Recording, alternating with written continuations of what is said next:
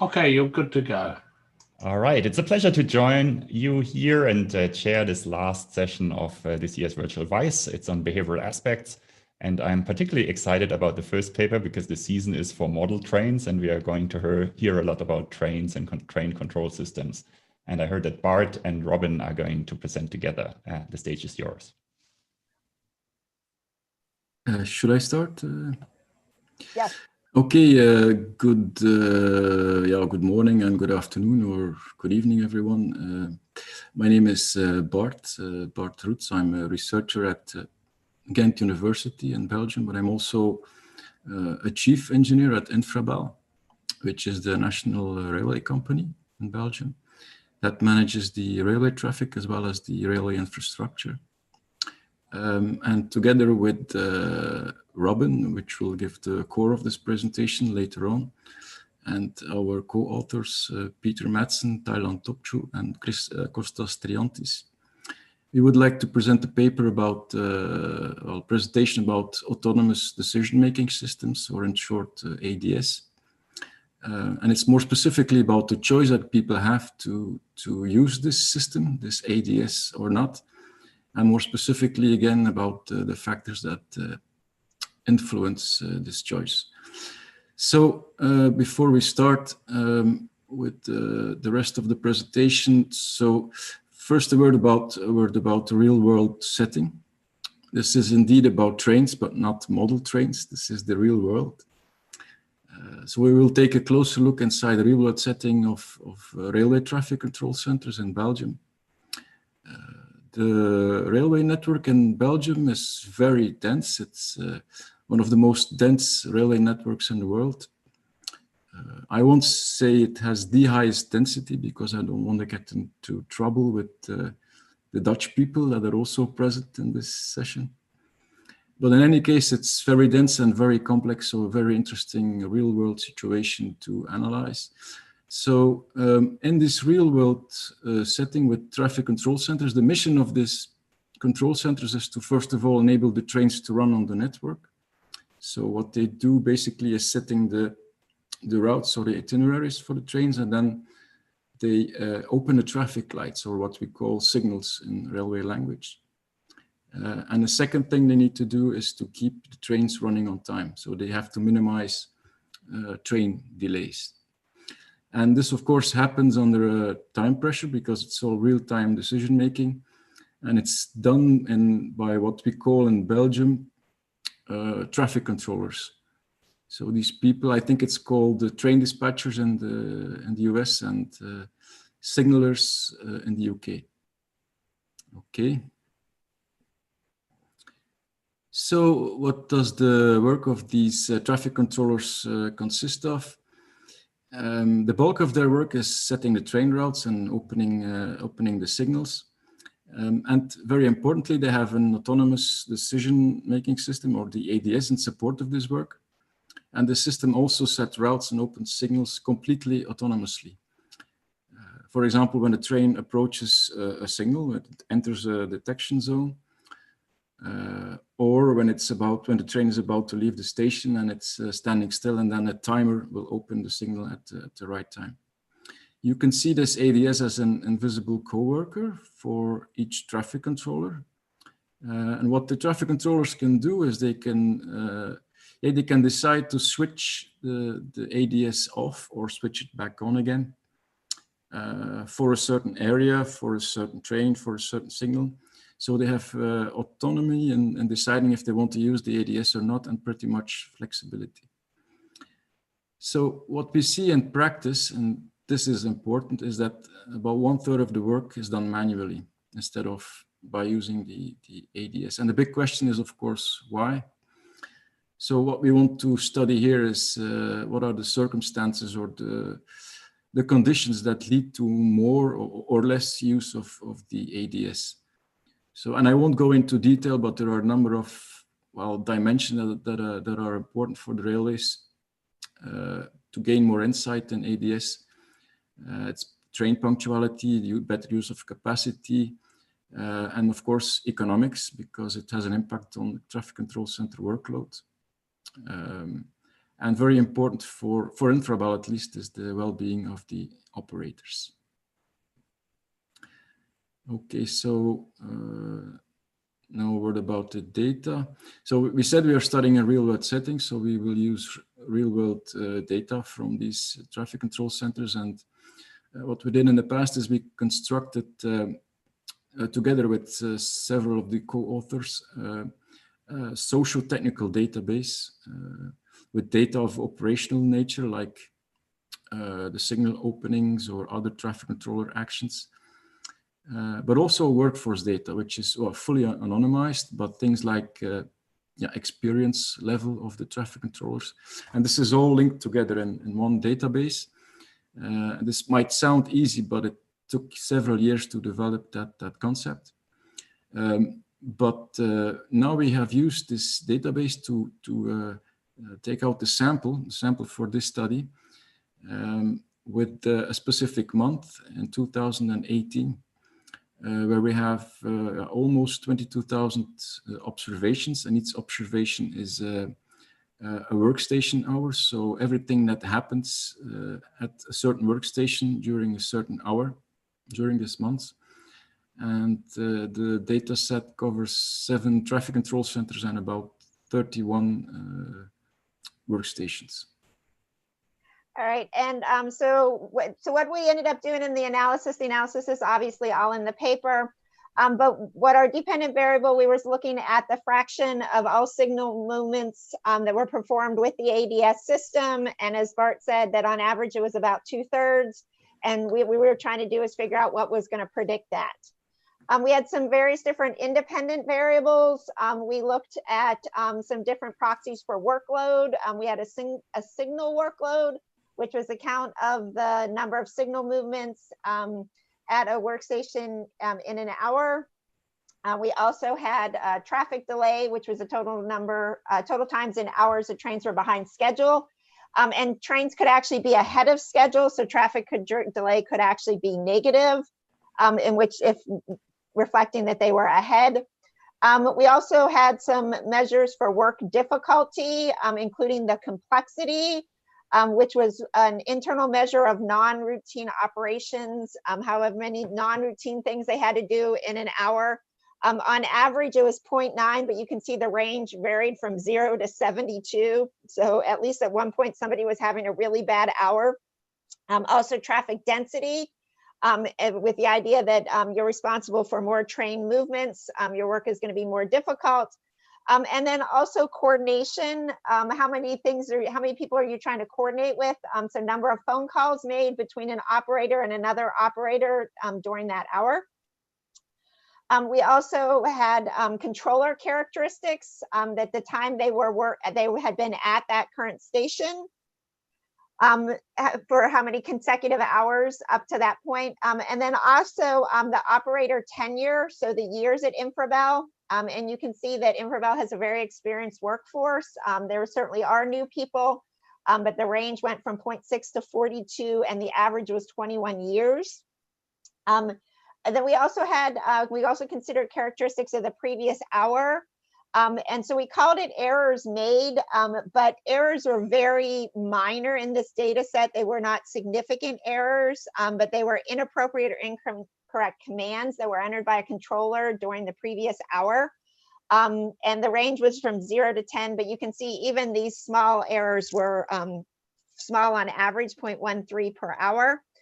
And then we also considered what was happening in the previous hour. So lagged values of workload and traffic density, or workload and traffic difficulty, were all also included in the regression models.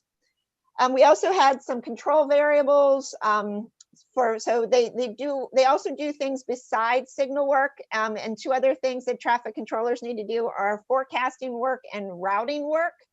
And we had time estimates for how long they were spending doing either of those 2 tasks. Well, the first one was in time, the amount of time in minutes that they were spent forecasting. And then with the routing work, we had the number of routing orders that were issued during a given hour. We also looked at how much the ADS use was in the entire unit. since everybody realizes that people are still social creatures. And so we wanted to look at how the prevalence of ADS in the traffic control center overall during that hour. And then we also included fixed hour of day effects, fixed day of weeks effects, and fixed traffic control center effects. The models were also run with random effects, but they didn't really change the results. And so we just report the fixed effects. I didn't even try to include the models here. They're in the paper. But the results are basically that traffic controllers are using the ADS more when other controllers in the same unit are using them. When the workload goes up, so signal workload and traffic delay are up. When their fatigue may be increasing as a measure with the proxy measure of the time at the workstation, and where the workload in the past has been high, that's when they're using it more. They're using it less when they have greater operator tenure. So the more senior people are actually using it overall less. When the difficulty of the task was higher is also when they're using it less. When the complexity of the prior hour was higher, and then when there was also errors made in the prior hour. So I think the first category of when they're using it more, it certainly makes sense, but when they're using it less, some of that may be a little counterintuitive if you are encouraging people or thinking that people should be using it when the tasks become more complex, when they become more difficult. And certainly we can discuss some of the insights as to why we think this is true, because we think it does make sense. But we really have no opinion on what the optimal level of the traffic control should be using it.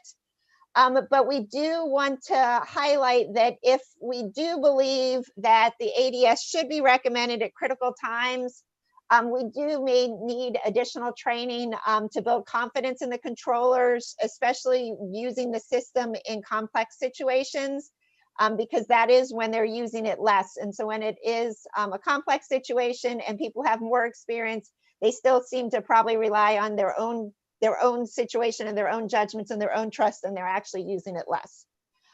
And so I think that should be pretty close to exactly 12 minutes. All right, thank you very much for keeping time. And what would you expect from a timetable operator to not respect time? Yes, so an exciting data set. I mean, it's amazing what you get out of it. And of course, there's a handful of questions. Some are already in chat. Let me maybe read out what Fernando asks. And he asks, did you look into group dynamics? I mean, in a way, you had this peer effect, at least for the controller, and standing for operator reputation to use ADS or not, and then also impact on individual performance for choosing to use ADS or not. And I think that connects to a more general question I had beforehand myself, and that is there any documentation about the quality of decisions made by ADS versus humans? Because I think that's an important contextual information that is needed. So Richard, I think you need to unmute Bart again, because I think he was trying to be quiet and so he muted himself.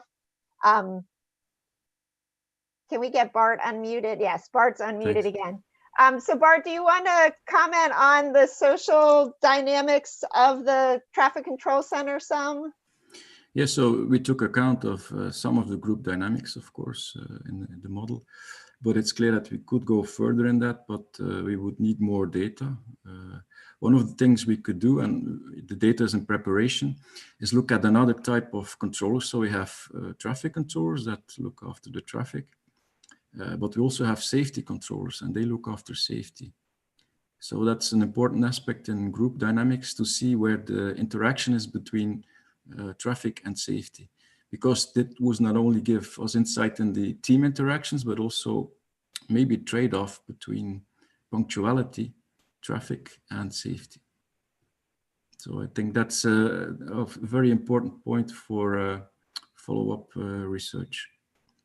I guess we get many more questions here. I guess okay. It's a really interesting topic. One point of information I would like to give the audience as well. Are there any monetary incentives for the controllers in place, for example, based on quality or delays, or is it entirely non-monetary?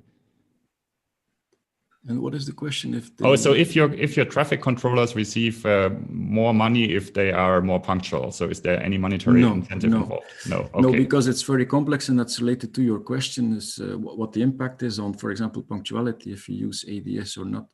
That's it's very difficult to keep things apart because the railways is very complex. It's not always like in model trains, it's a very complex environment. And it's difficult to disentangle the effect of ADS with regard to other effects like infrastructure malfunctions, teamwork, and so on. So but they can get punished if they work badly. So that's another issue. Okay, so there's sticks but no carrots. Thank you very much for this presentation. We come back to many of the questions. Please don't hesitate to ask more in chat. And I probably go back to my model trains and equip them with some IoT sensors. And that leads to the next topic.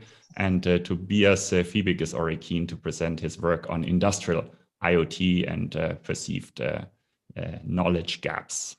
Tobias, it's your floor.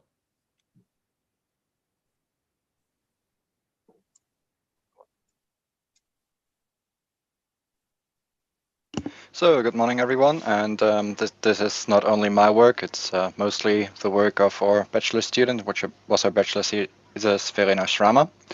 And we will be looking at understanding the knowledge gap in terms of industrial IoT. So if we think about IoT, I mean, probably the older ones of us still remember the NetBSD jokes when people were joking about installing NetBSD on your toaster. Well, nowadays we do have Linux on our toasters and usually an app that comes with it, which of course raises a lot of security questions. And if we think about toasters, usually the worst thing that can happen if an attacker gets compromised on your toaster is a very, very burnt toast. In practice, what we saw is that attackers actually take over toasters, and the bad thing that happens then is that Brian Krebs' website is, well, offline. But that is the Internet of Things. It's the fun little toys we have at home, or model trains, and well, then there's the other thing, which we just heard about, which is trains, like actual trains, or industrial IoT. And there we don't have a toaster. We do have industrial production machines, which might be working with acids, which might be working with hot things. They might be roasting coffee, they might be producing metal. And if we think about toast being burned, well, of course, in that case, it's a lot more juicy for an attacker to burn the toast in the machine, with a huge difference that in comparison to our little toaster, the burnt toast usually has a more dramatic impact.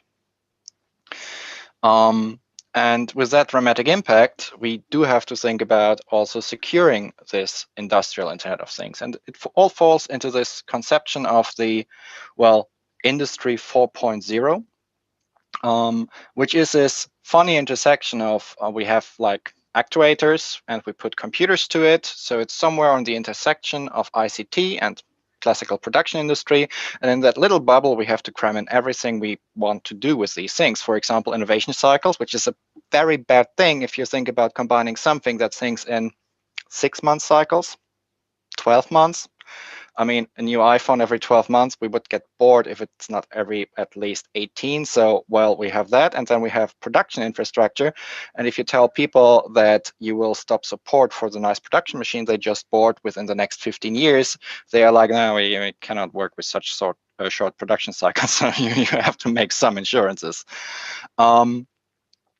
So we have these nice ecosystems, and we have a lot of very highly paid IT people that are selling IoT or IIoT solutions that are trying to convince those people who, well, have been working with those product life cycles of 10, 15, 20, 30 years plus, that they now have to connect everything they own or everything they used to produce to the internet.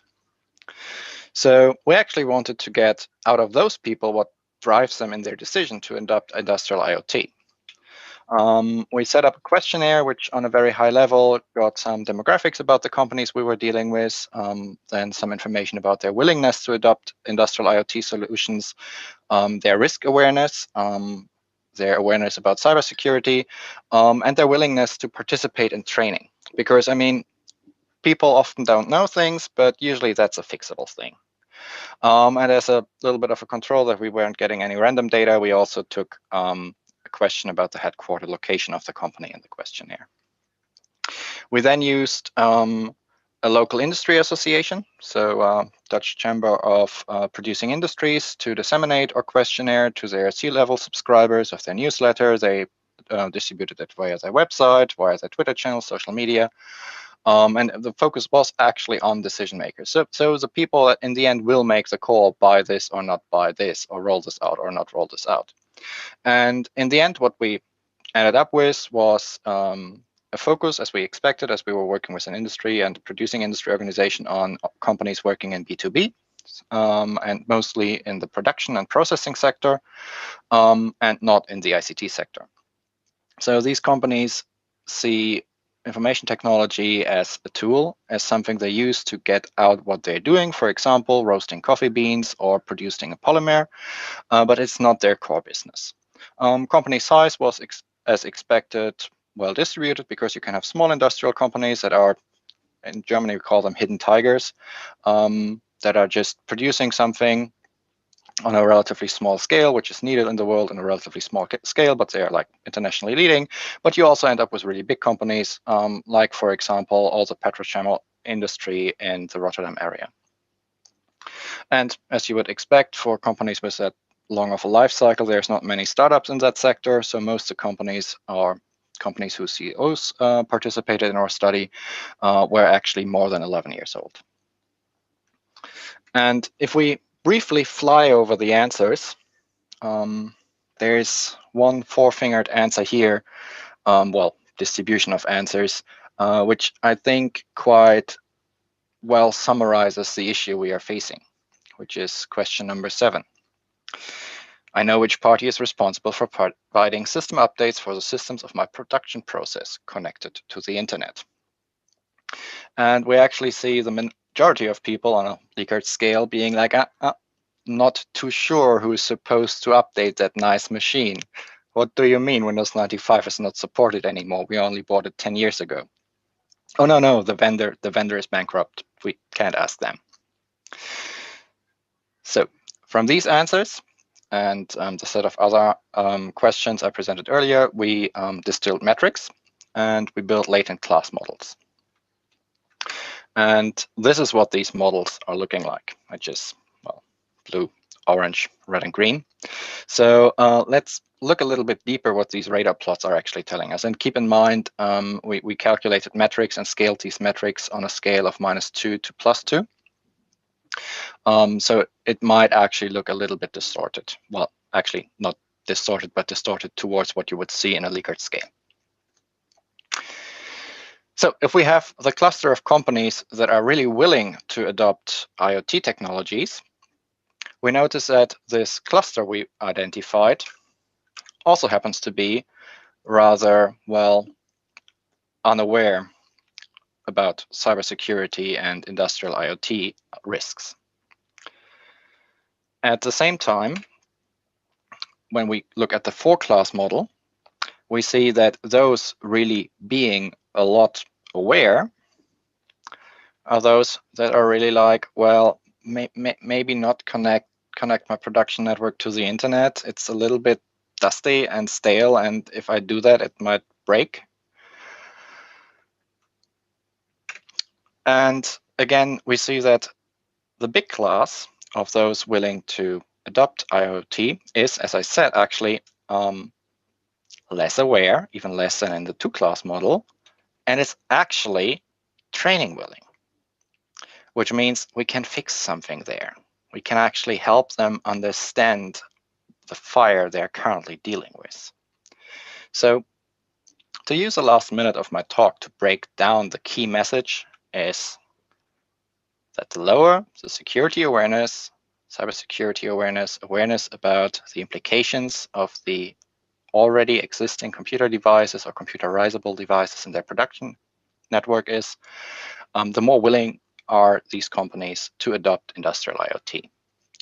However, we do have a lower awareness, which means connected to more training willingness. So those without a clue are actually willing to learn, which is foo.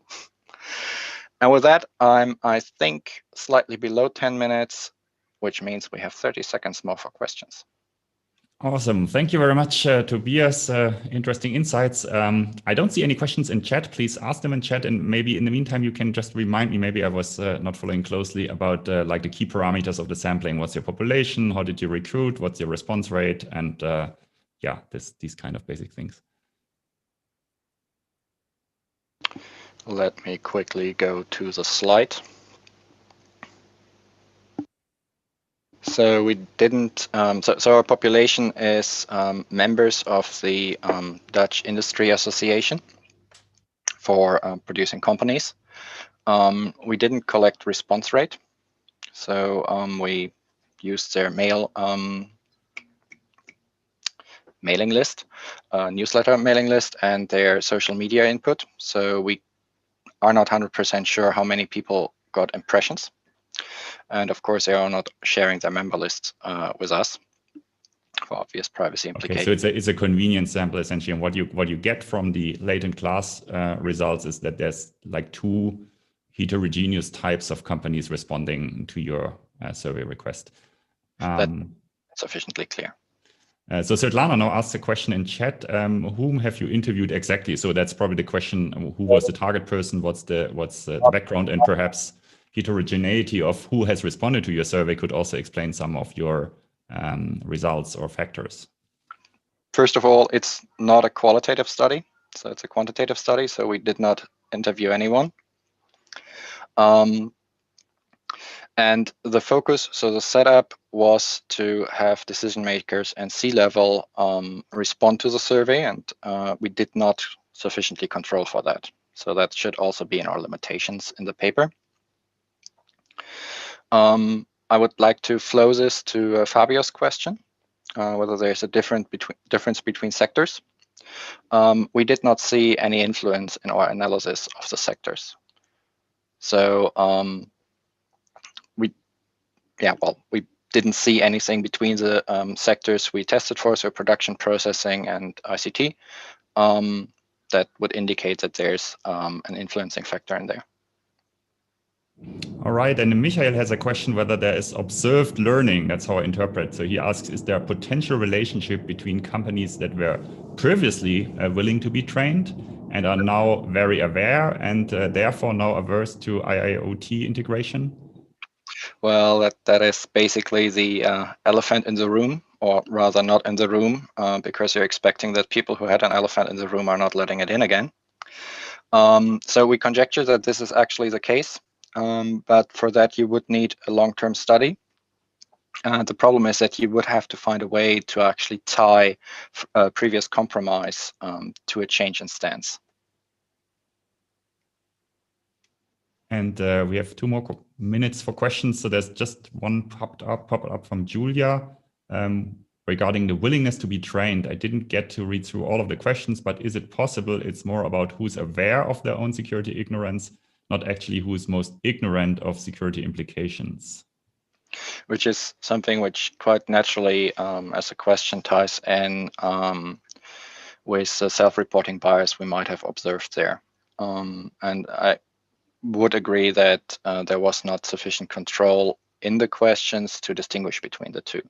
But that is also something which we contextualized within the paper. So maybe looking ahead, if you could just pull up the questions again, can you report how you designed the questionnaire and what you have learned? So which questions you would ask now differently? I mean, usually after an empirical study, you always know more how to conduct the next study. So what we would definitely do different for a continuation of the study is expand the security awareness and security knowledge questions, and instead of designing them, just reuse an established questionnaire. So for example, CBIS or HiSQ, to get greater validity in this parameter of the study. So this time you designed them, means you made them up, or you used some procedure to design them?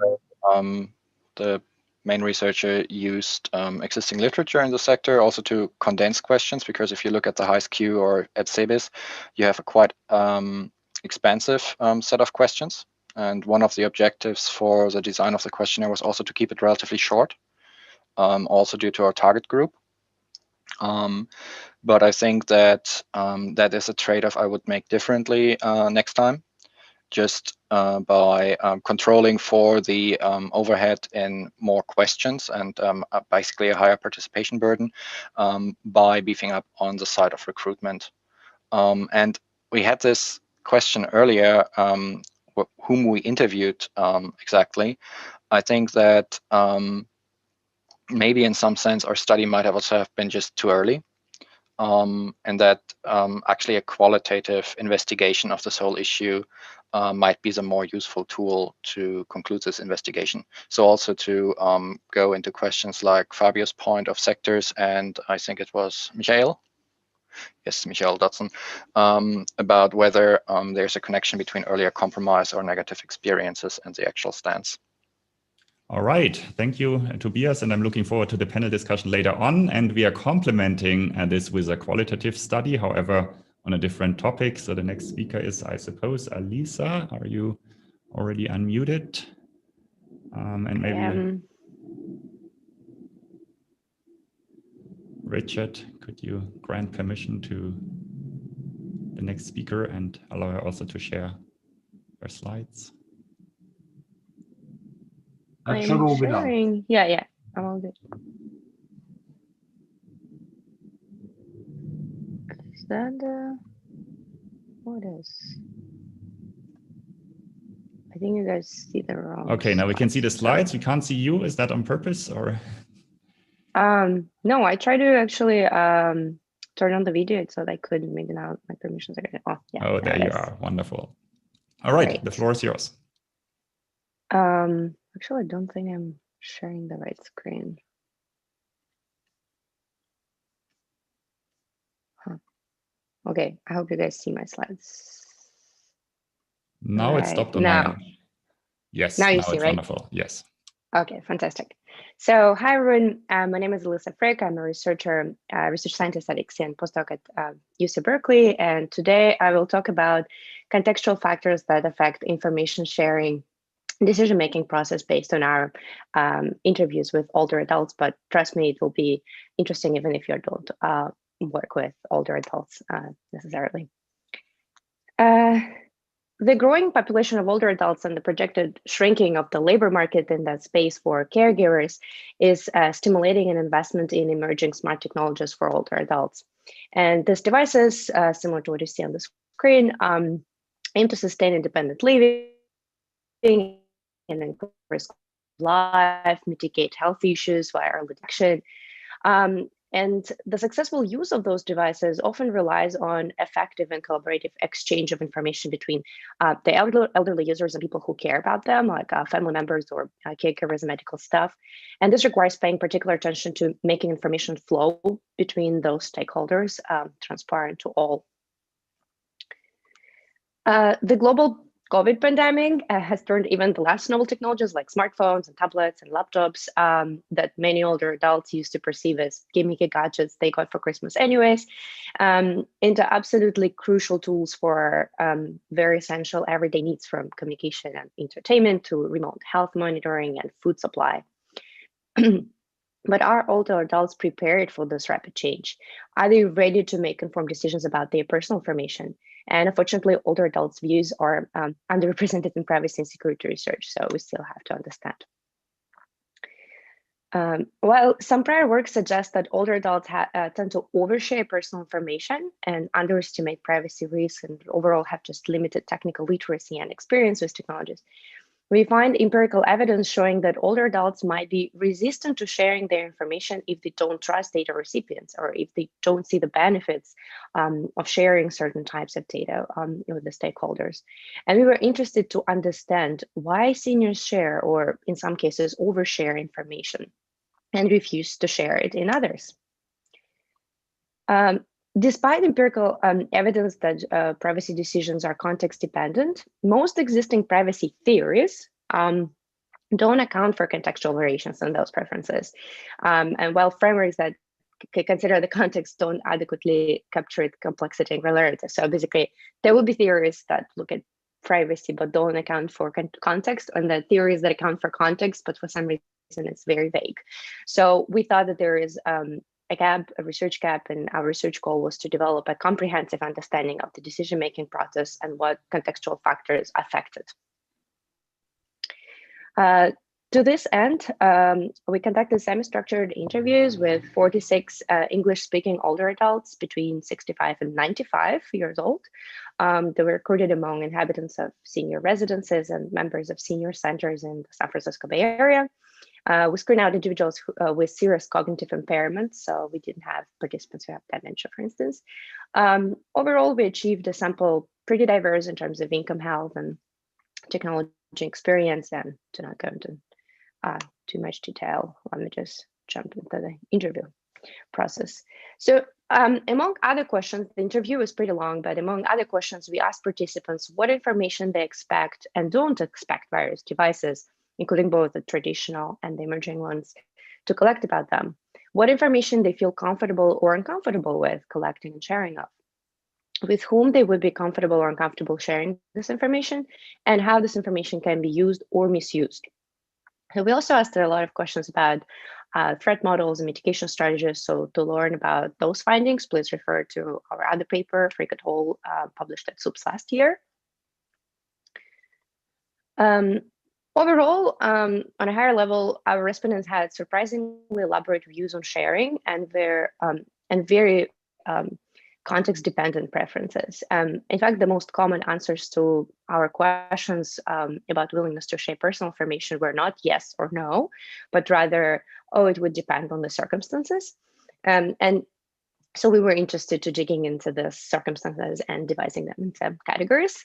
And interestingly, while some participants describe detailed scenarios and conditions for information sharing, others used what we called paradigm examples as shortcuts in expressing their sharing preferences, where one element usually was either information topic or recipient was usually both sharing scenario, while other elements like purpose of information sharing or use, benefits and risks were rather implied. And as examples, for instance, medical and financial information were often used as paradigm example of sensitive information. Doctors and family as paradigm examples of benevolent recipients, and strangers and hackers were paradigm examples of unfavorable recipients. And a lot of privacy researchers use those paradigm examples to try to identify what categories of information are most sensitive and should be protected first, or to divide recipients into acceptable and unacceptable. For example, public posts versus posts for friends. However, we would like to warn you against using such paradigm examples so deterministically, because while they might represent a common scenario, the scenarios still context dependent and preferences may be much more granular. And here is the example in the quotes on the slides. Both participants begin by saying they would share medical data only with doctors or with people in healthcare, but then they quickly bring up context where that actually doesn't hold. For example, when in one example, they said that, oh, I would share it I would share my medical information with nobody unless I was incapacitated for some reason, and my sister might need access to my doctors or to information. So it got extended to the family. In another quote, the only thing I would share about my pacemaker would be with another doctor or with somebody in the healthcare industry. And then interviewer asked, for example, who else in the healthcare industry except doctor? And they said, oh, I don't know. I suppose some pharmaceutical company would be interested in that information. And then I would start getting ads for such and such medication. That's spam. Who needs it? So they quickly realized that actually it's not everywhere in healthcare industry. This finding, this fine-grained and diverse opinions motivated our attempt to unveil the implicit factors affecting the formation of both paradigm examples and nuanced individual preferences on information sharing.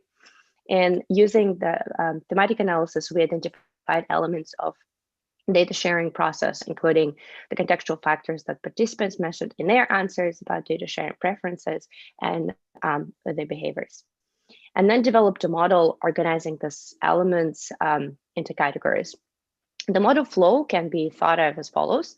It has 7 dimensions. A decision maker decides whether to share a certain data with some recipient who may use it for a particular purpose, which may incur some benefits and may carry some risks via a particular system in a given environment. Of course, not as simple as it looks. There are a lot of second level factors. And for instance, with the system category, data retention policies and whether a system hosts the information locally or remotely affect how users feel about sharing this, the data with such a system. For example, participant said, I don't want to keep them anything there. Once I'm done, I'm gone for my own benefit. I don't have to keep record over there. So they're okay with data collection, but they don't want to start.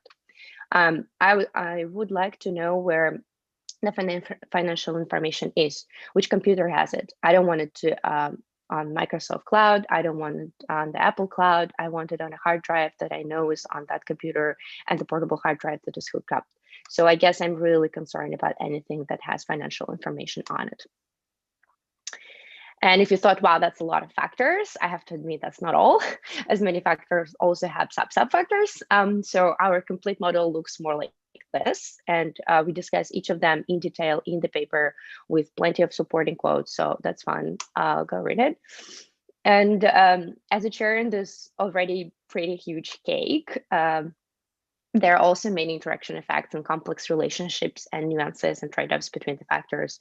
And we discuss the most interesting or common ones in the paper. Also, given scope, it would be unreasonable to dive deeper into the discussion of the factors in this 10-minute presentation. So I strongly encourage you to read the paper, and meanwhile, I'll jump directly to the implications.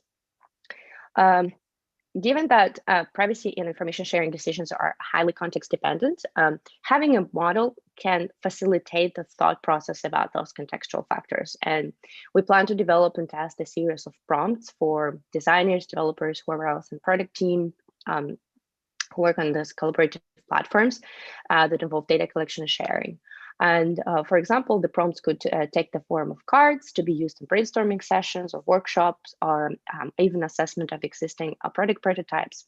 And such prompts could help designers and developers think through how their users might assess the current privacy and security of their platform and react to different design choices and challenge the designers to think how the existing system can be modified to improve usability or safety and privacy. Outside of industry, these prompts could also be used in research or in class activities. And if you didn't have a chance to read any examples on the slide, I could read one. For instance, the card could ask about the current state, what formats are data collected in, and then prompt designers to think about the future, what is the potential, what other data formats can achieve the same goal using less identifiable information. In addition, although the model has been built based on interviews with older adults, which can be considered an extreme group, extreme user group, we believe that it will also apply to broader groups of users, and we plan to test it in future research. Future work can also measure the relative importance of factors and interactions across user groups. We can also compare the impact of factors on actual behaviors against the stated preferences, and use our model to map intervention strategies against the model elements to then systematically address the pitfalls, not just usually there is one study that tackles like 3 factors, and another study that tackles that last one from the previous one into a new. So be a little bit more systematic about our interventions. For example, use education materials and training to target self-efficacy. Effective notice about data practices could improve transparency, while something like media stories could increase awareness about online risks in general. And finally, it could also be used for selecting features for training machine learning algorithms that would automate the prediction of personalized defaults, which would be super helpful, and also help improve usability and meet users' context-dependent preferences on a higher level. We're planning to publish this paper in a journal, hopefully. So if you have any feedback or questions, please reach out to us. And of course, read the paper. It's fun. Thank you so much. Yeah, thank you, Alisa, for this amazing talk. And it has prompted a lot of activity in chat. People are linking to various other research, giving evidence on here and there, but they all agree, I guess you haven't followed, that Alisa's take is more detailed and nuanced, great work. So I probably let you inspect the chat so you can pick where you may have additional points of information in the panel discussion. But I have one major question. I mean, it's such a rich and huge model, where does your model end, or what is not part of your model?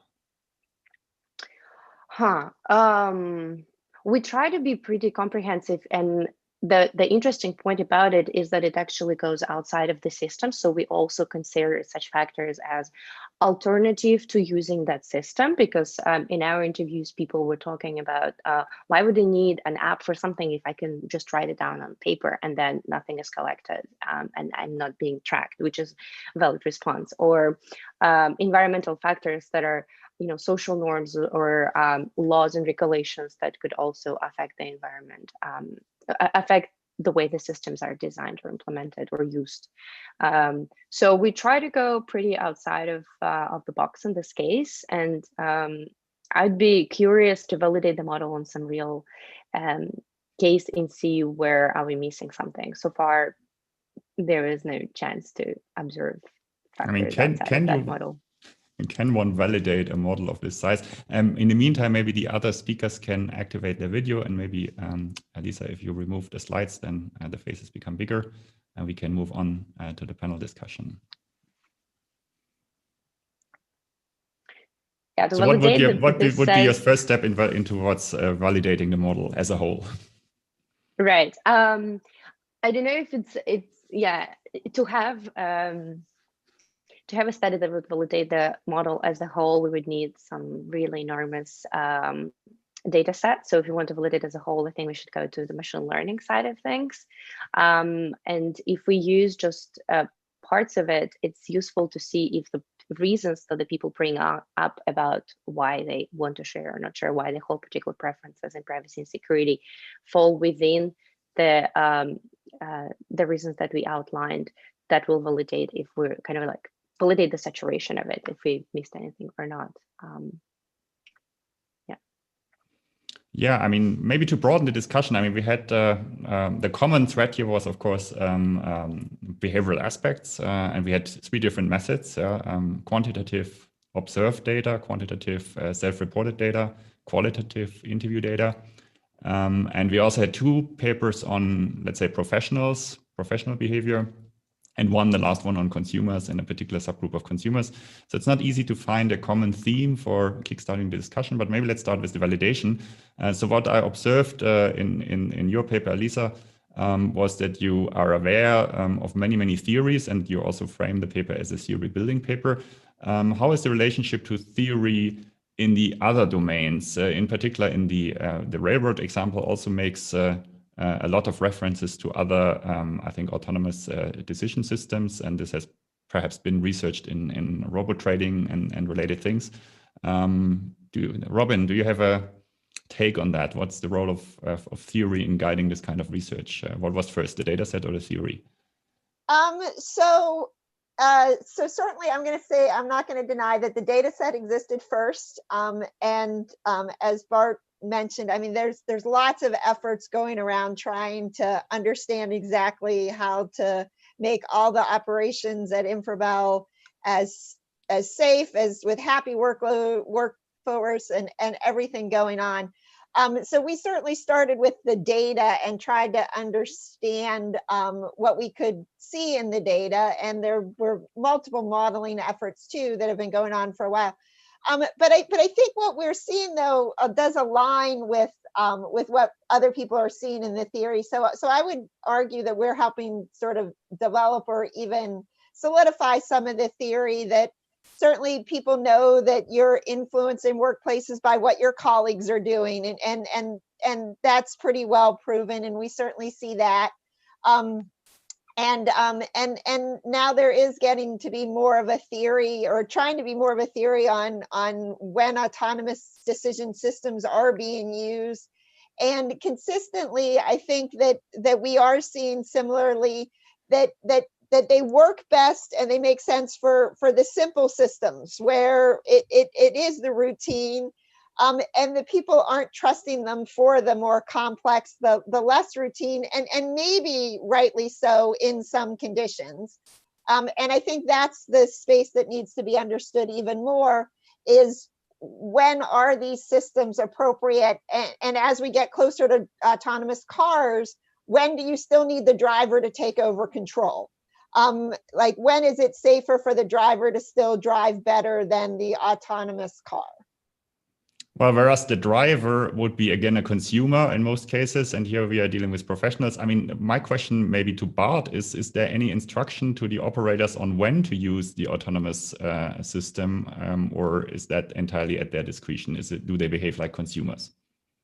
There's no instruction at all, so they can choose if they want to use the ADS or not. So what they normally do is look at the complexity of the situation.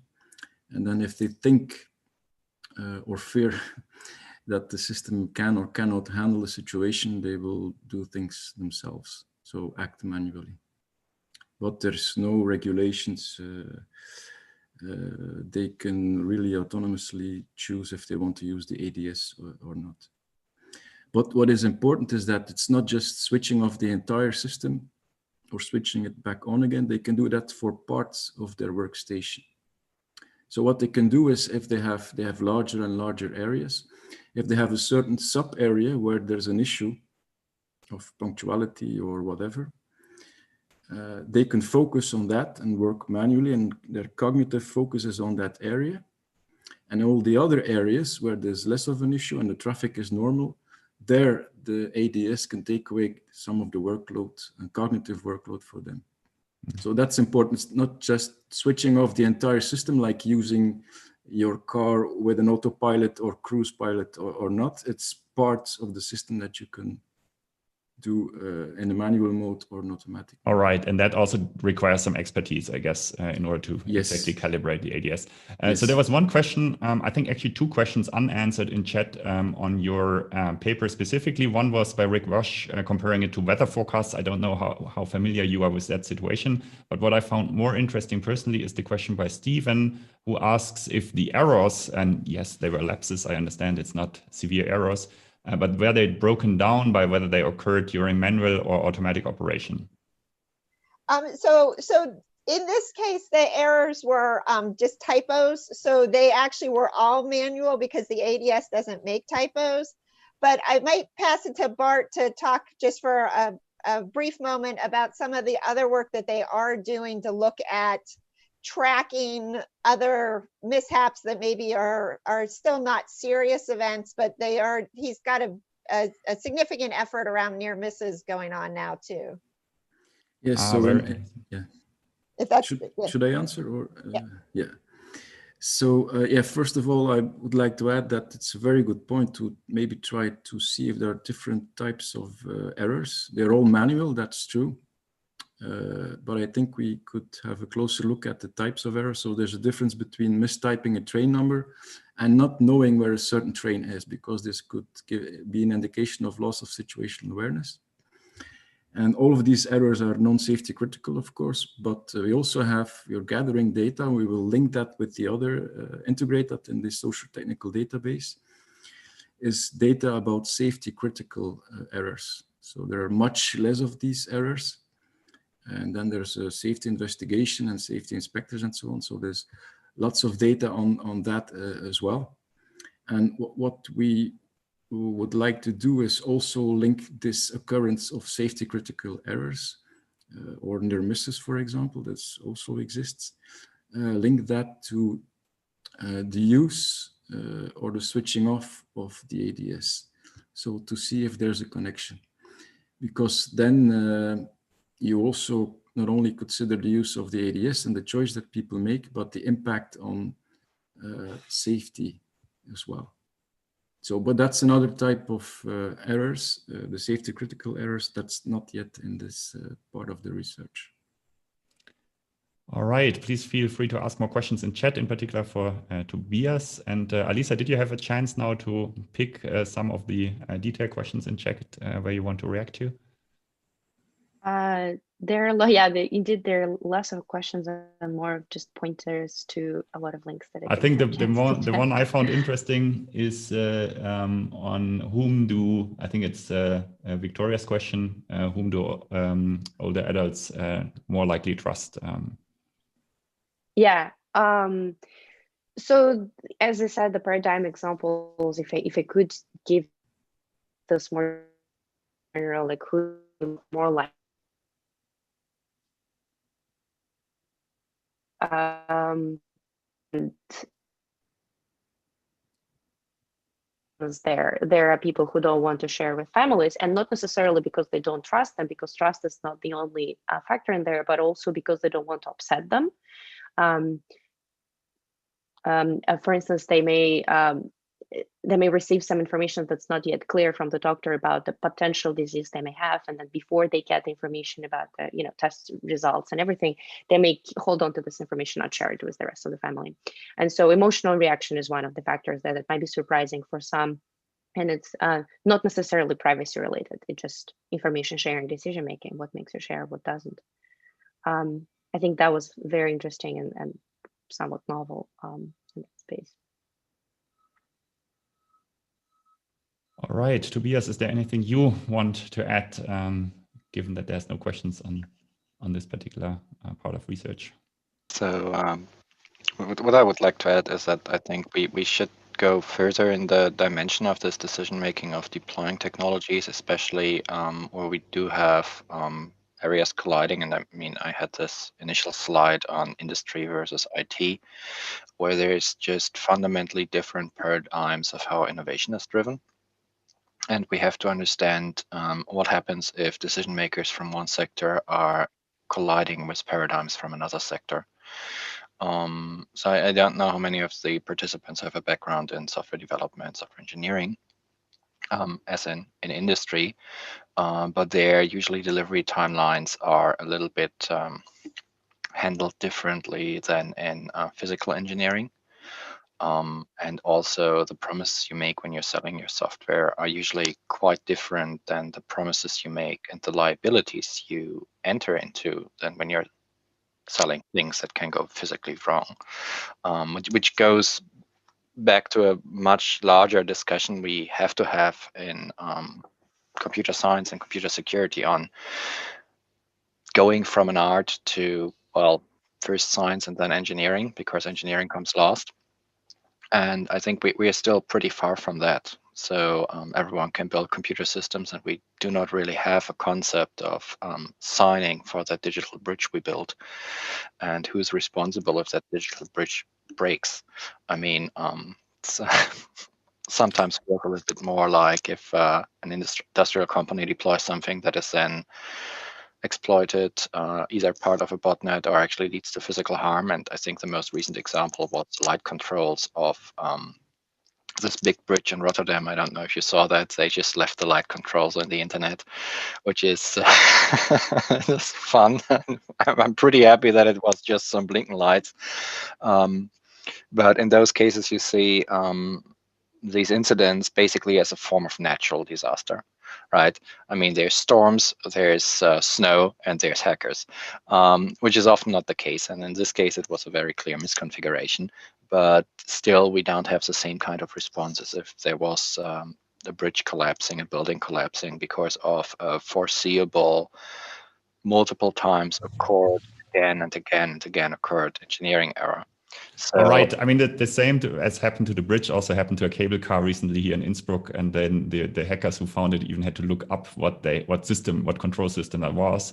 Out of curiosity, what's the update cycle, Bart, of the ADS system? Is that more the software paradigm, or is it the old style railroad engineering paradigm? It's basically software. So and you at do the same time, and... I can answer a question from Fernando. He asks if the ADS is programmable. Well, one of the things that we changed lately is that people can change the timer in the ADS. So it's a software update, and it's linked to being more able to program the ADS.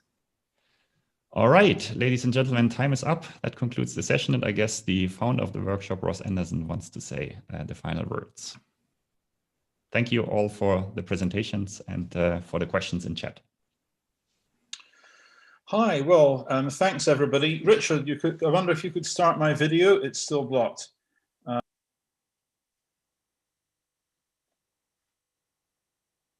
Hi, okay. If we can, fine now. Okay. Still unable to start video. It says you can. Well, the computer says I can't. Computer says no, but no matter. I've only got a couple of things to say, and so I'll just press on and say them. Aha, yes. Computer changed its mind. Great, hey, computer at last does what it's told. So there's two announcements.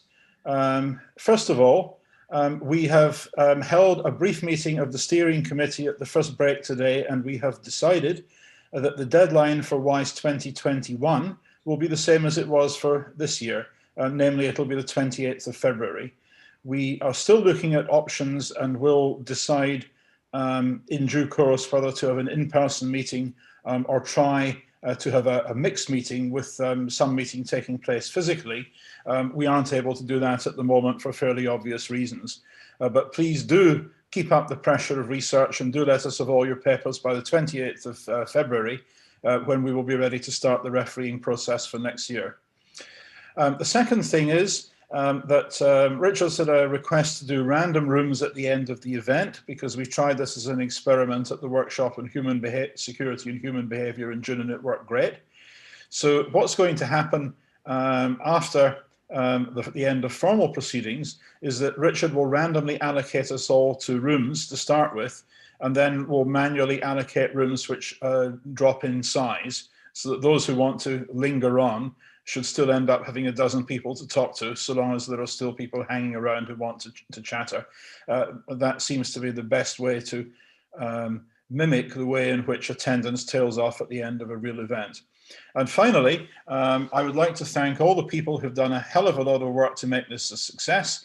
I'd like to thank the program chair, Nicholas Christin, and the people who serve in the program committee. I'd like to thank the general chair, Lorenzo Popiu, for making all the arrangements, which in the end turned out to be impossible in Brussels, but for inviting the participants from Brussels to the panel yesterday, which was such a success.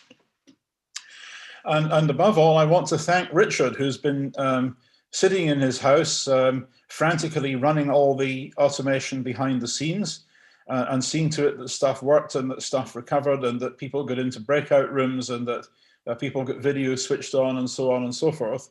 And he's really the genius behind the scenes, which has, you know, who has made this workshop possible. So many thanks, Richard. And so we'll shortly move into breakout rooms, and you know, I look forward to seeing lots and lots of you at WEIS next year, and to seeing your papers in the program committee in February. So for now, have a happy Christmas.